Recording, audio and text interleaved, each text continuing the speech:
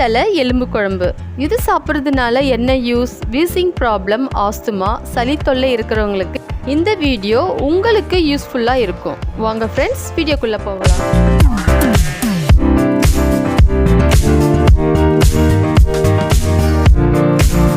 என்னோட சமையல் ஆட்டோட தலை எலும்பு குழம்பு. இதுக்கு தேவையான பொருள்: தக்காளி, வெங்காயம், கறிவேப்பிலை, கொத்தமல்லி, இஞ்சி, பூண்டு, முக்கியமாக மிளகு.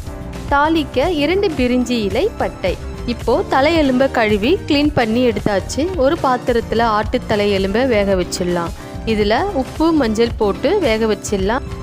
நல்லா கொதிஞ்சதும் இஞ்சி பூண்டு போட்டு வேக வச்சிடலாம். இப்போ வெந்துடுச்சு. இப்போ தண்ணியை இருத்தி எடுத்துடலாம்.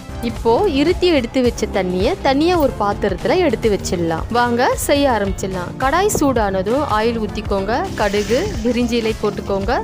தட்டி வச்ச இஞ்சி பூண்டு போட்டு வதக்கிக்கோங்க.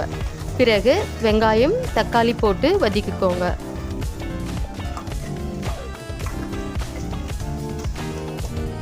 ஆட்டு தலை எலும்பு குழம்பு திக்னஸ் வேணும்னா நான் ஏற்கனவே இஞ்சி பூண்டு, வெங்காயம், தக்காளி பேஸ்ட்டாக அரைச்சி வச்சுருக்கேன். இதையும் போட்டு வதக்கிக்கலாம். இப்போது ஆட்டு தலை எலும்பை போட்டுக்கலாம். இது கூட மிளகாய்த்தூள், பெப்பர் போட்டுக்கலாம்.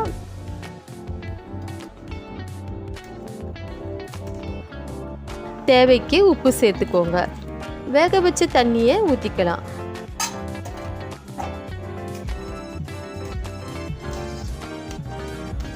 இப்போ மூடி போட்டு மூடிடலாம்.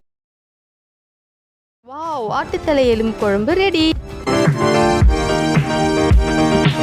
இந்த வீடியோ உங்களுக்கு பிடிச்சிருந்தால் லைக் பண்ணுங்க, சப்ஸ்கிரைப் பண்ணுங்க. உங்களுக்கு மட்டன் பிடிக்குமா பிடிக்காதா கமெண்ட்ல சொல்லுங்க.